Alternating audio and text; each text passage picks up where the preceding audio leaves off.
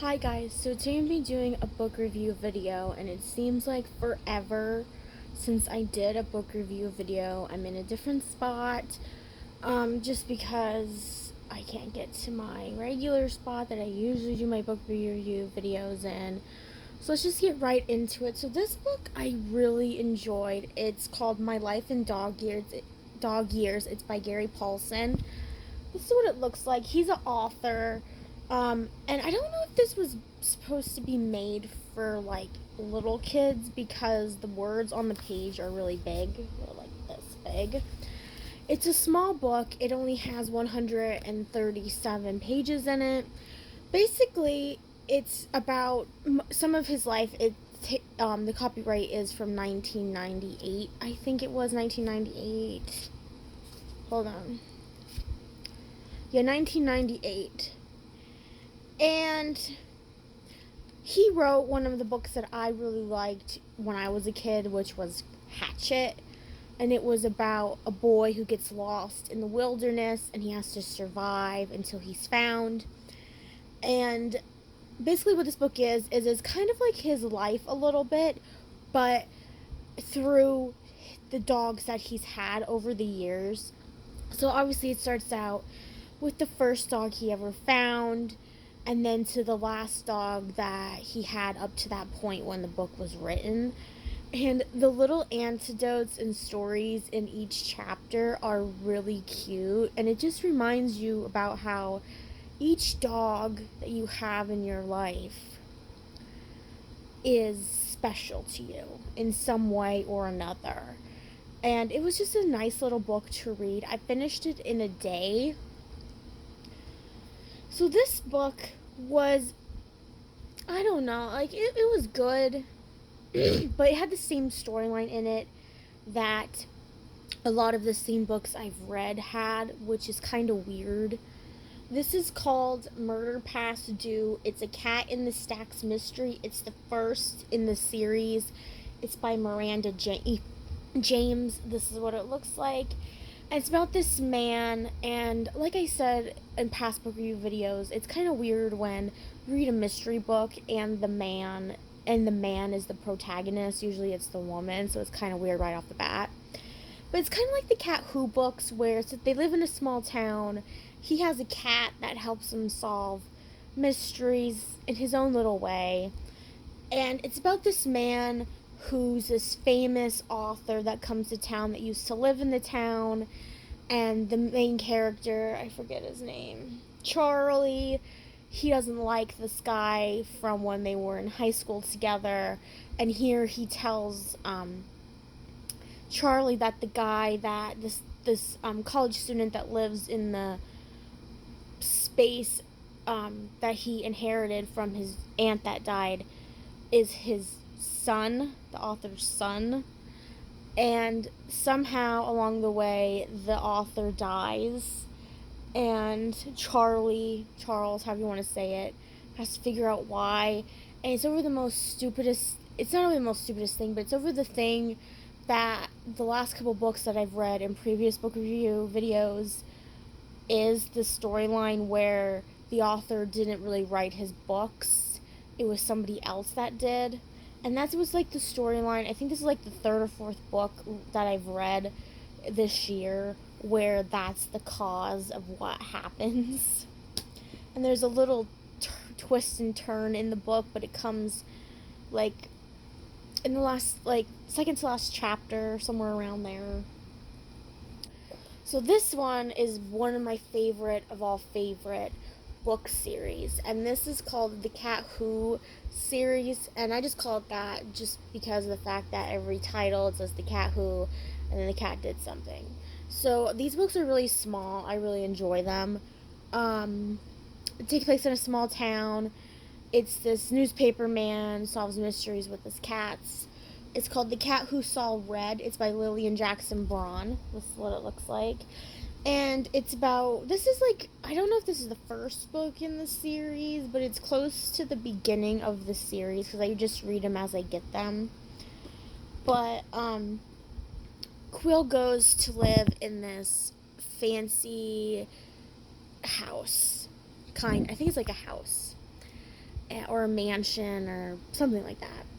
And there's this mystery about what happened years ago. Some artist drowned in the lake that's there at the house. And then this woman that he knew from years ago that he loved ends up going missing. And nobody seems to know where she is. All they know is that her and her husband had a fight and she left. So here he goes on the hunt for that while he finds out what happened to the people that died years ago in the lake. And it's kind of all the books that I've read, the way when he finds out what happened to the woman and the people that died years ago, how he found out what happened to them, is a unique and unusual way that it happened. I'm not going to say exactly what happened because I don't want to ruin it, but it's just like it's something that you wouldn't ever think about, kind of, in a way. So this book was a long book. It took me like a week to read. This is Lizzie Borden. It's by Elizabeth Engstrom. This is what it looks like. And when I first got this book, I thought, oh, it's going to be like a biography about Lizzie Borden. But it wasn't. It was a fictional story. So nothing in the book that happens probably didn't happen or anything like that. But Lizzie Borden was a woman who supposedly killed her dad and her stepmother, stuff like that. And I know that I remember watching like stuff about Lizzie Borden before, and I liked how when they went to her house, it was haunted, and I really liked that. That was funny to me, just because like she was kind of like a messed up person, and in the book I think the author took it to a whole new level. There are some triggers in the book that are really kind of like twisted a little bit. I don't know, but yeah, I mean it was kind of more like of a horror type of book than it was anything else to me. So this book, I enjoyed this book. It was fun. This book was called The Wives of Henry Oades. It's by Johanna Moran. This is what it looks like. And basically, there's no real chapters in the book. It's just titles of chapters, and they're not numbered. And it's in three different parts. And basically, it takes place in, I think, the 1800s. And it's about this man who gets a job in New Zealand, and he takes his family there. And here something happens to his family where they all get abducted by an Indian or native, I don't think they call them Indians though, like the native people of New Zealand took them. And nobody knows what happened to them. When Henry gets home, his house is burning down to the ground, and he's just distraught.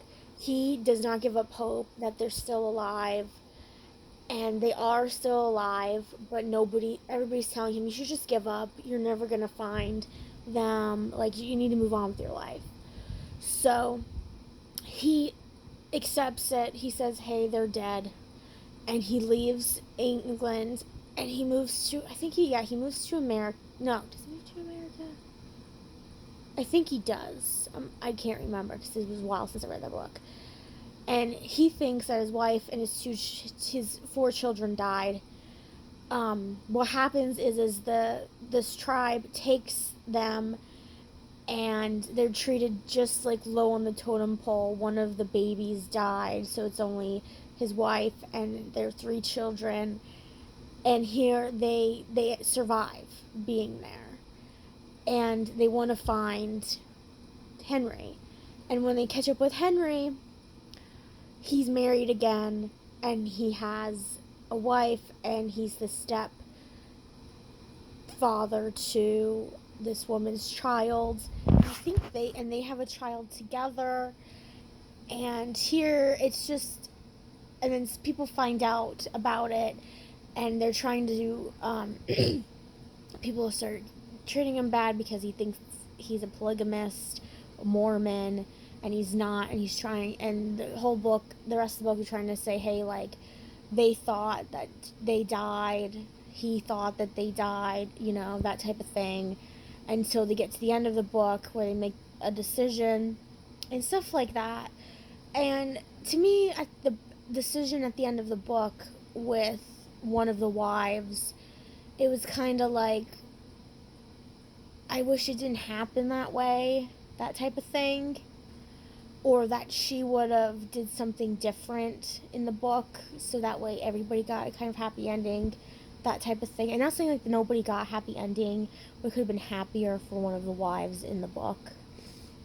So the last book I have is the Nicholas Sparks book that came out last year, and it's called The Return. Like I said, it's by Nicholas Sparks. And I thought this book was just okay.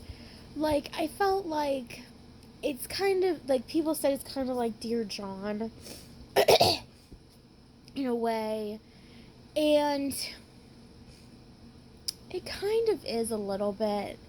It's basically, this man comes to live in his, I think his uncle's house, and he has these problems. He was in the war, he has PTSD, he doesn't have, I think, one of his legs and some of his fingers on one of his hands. And he ends up getting into a relationship with this woman who keeps everything hidden from him. Like, every time he tries to ask her something, she just brushes it off. She doesn't want, and people, she doesn't want to be seen in public with him. Stuff like that. And then this younger girl comes into his life, just randomly at first, and you think nothing of it because it only happens once. And then towards the end of the book, the relationship between him and the girl that he liked and this younger girl all come interconnected to each other. I mean, it was a nice book. It was kind of like it had a mystery to it, to be honest. But yeah, like I said, like, it was a nice book. I enjoyed it, but it just seemed like, I don't think it was like one of like his best books kind of thing. So that was all the books I have for this book review video. Hope you guys have a wonderful day, and I'll see you guys next time with another video.